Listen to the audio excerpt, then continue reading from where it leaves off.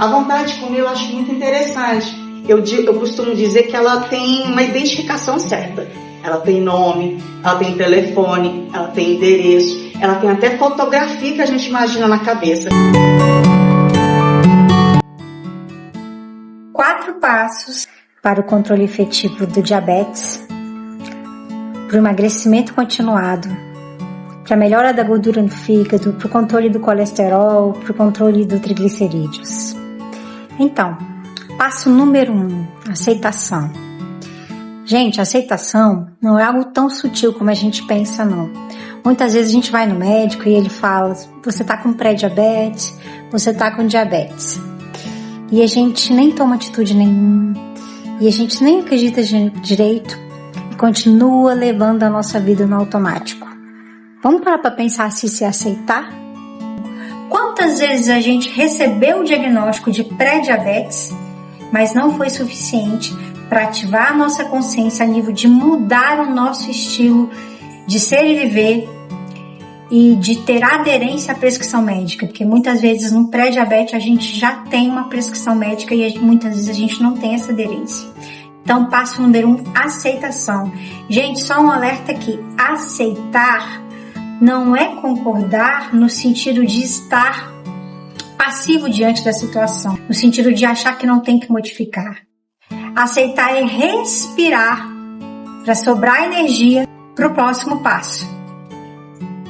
Passo número 2. Já que a gente está falando de aceitação, a gente vai puxar esse gancho da aceitação para prescrição médica. Se comprometer com essa medicação. Passo número 2. Uso adequado e regular da medicação. A gente tem pesquisas recentes mostrando o quanto que as pessoas iniciam o tratamento médico, iniciam o tratamento com a medicação adequada e depois de alguns meses elas simplesmente param de tomar toda a medicação que foi prescrita e param o acompanhamento médico regular. Passo número 3, mudança de estilo de vida. Quando a gente está tratando algo que exige mudança no estilo de vida, a gente precisa iniciar com mini hábitos. E o que seriam mini hábitos? Um mini hábito de meia hora mais cedo para a cama para dormir. Você ganha meia hora de sono, faz muita diferença. Então a gente começa a estabelecer esse autodomínio de desligar a tela mais cedo, de sair da série mais cedo, para aumentar o tempo de sono. Isso faz toda a diferença. O mini hábito de incluir 30 minutos de atividade física na rotina, começar com 3 vezes por semana, já muda a sua semana. Não, doutor, eu ainda não faço atividade física. Então, quando a gente pensa em academia, muitas vezes a gente fala, eu não vou pra lá porque eu não tenho tempo de fazer todo o pacote da academia. Se a gente decide ficar 30 minutos na academia, 3 vezes por semana, mudou sua semana, mudou seu mês, mudou seu ano. Então, isso é um mini hábito que muda tudo. Doutora, mas eu já faço atividade física. Então, será que está no momento? Perguntar para o educador físico. Será que não está no momento de otimizar? Será que você não consegue ficar 20 minutos a mais do que o que você já fica? Ou será que não dá para ajustar a intensidade dessa atividade física que você já faz? Aquele cara que tem aquele corpo sarado, fortão, ele utiliza mais energia. Dormindo, namorando, passeando, pensando na vida, lendo livro, até comendo, porque a gente gasta energia comendo. Então a pessoa que tem mais músculo, mais massa muscular, ele é um corpo forte, ele é como se fosse um motor fortalecido. E a pessoa que tem menos músculo no corpo, tudo vai ser mais difícil ali, tá? Então, modo turbo, se você tem um corpo no modo turbo, cara, você vai conseguir tudo mais fácil, tá? O seu metabolismo vai funcionar de uma forma melhor para você, que você vai ter benefício com isso. Os músculos, eles produzem energia por serem capazes de converter lipídios em ATP. Vamos lá, vamos simplificar aqui a fisiologia. O que é ATP? ATP é um adenosina trisulfato que tem dentro da mitocôndria, lá da célulazinha que é invisível, a gente não consegue ver a olho nu. É ali que acontece o processo de produção de energia na gente. Essa adenosina trisfosfato, ela entra num ciclozinho que ela explode. E essa explosão gera calor, que é a quilocaloria. Então, quanto mais explosões nós estamos ali proporcionando para o nosso corpinho, mais calorias nós estamos gastando. Esse processo ocorre dentro da célula muscular. Quem vai queimar mais caloria? A pessoa que tem mais músculos ou a pessoa que tem menos músculos? Mais músculos. A pessoa que tem mais músculos. A pessoa que tem mais músculo, ela está utilizando mais energia, conforto de energia. Controle de níveis glicêmicos. Atividade física.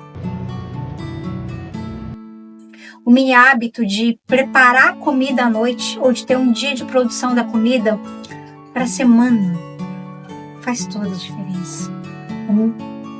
Dentro do contexto da alimentação, Paty Nutri, que trabalha comigo há muito tempo, ela dá a seguinte dica: vamos mudar uma refeição por quinzena ou a cada 3 semanas? Começa a seguir o plano alimentar que a Nutri passou no café da manhã, se acostumou, se acomodou com as mudanças. Quem sabe 3 semanas depois já não é o momento de melhorar esse almoço ou esse jantar. Então isso é baby step, mini hábito. O próximo passo é mudança dos sentimentos. Como assim, doutora? Se eu tô com colesterol alterado, com qualquer um desses fatores que caracteriza a disfunção ou a doença metabólica, eu preciso mudar. Mas para eu ter energia, para eu conseguir o esforço mental dessa mudança, eu preciso de um momento de solitude para entender como que eu estou me sentindo. Que tipo de sentimento que eu tenho que trabalhar? Será que eu tenho que trabalhar a aceitação? Será que eu tenho que trabalhar o perdão?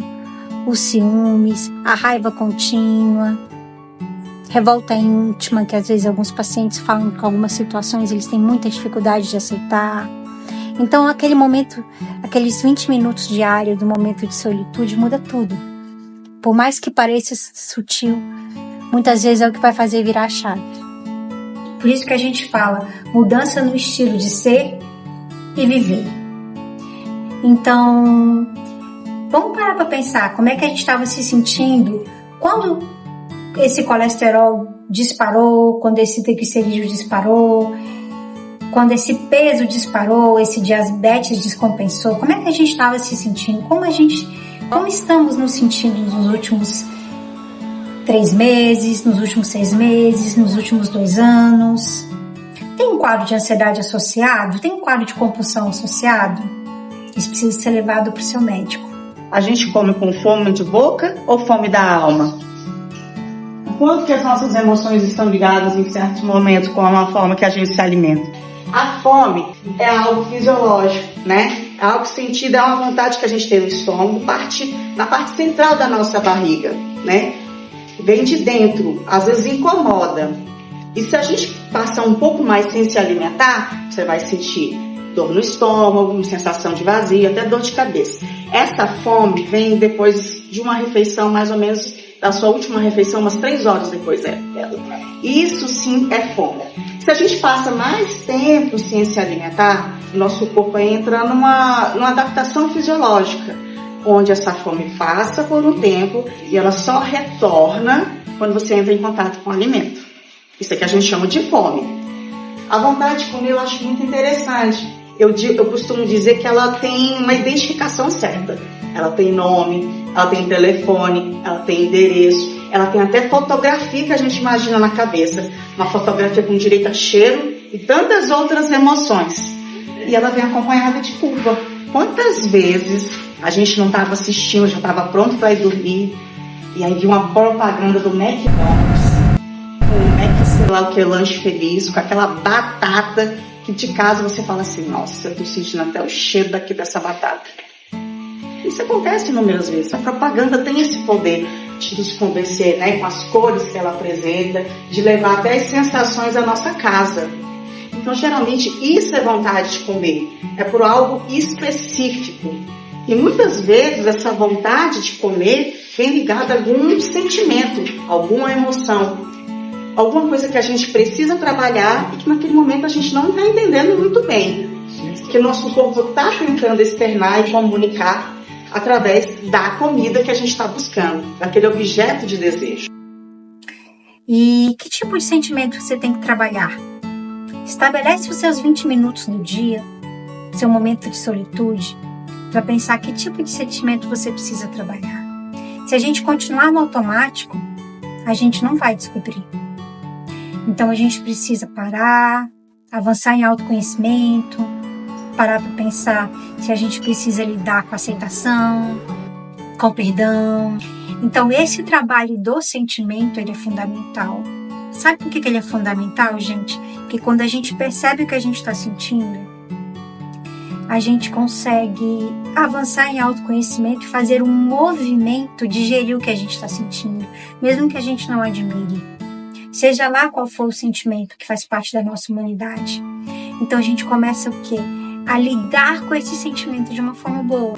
Começa a estabelecer mais o perdão ao longo do dia, ele vai ficando mais rápido, mais fácil. Isso é um trabalho.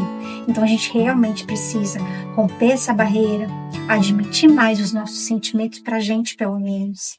Pra gente poder trabalhar esses sentimentos. É isso, gente. São 4 passinhos. 4 passos que podem mudar seu ano de 2024.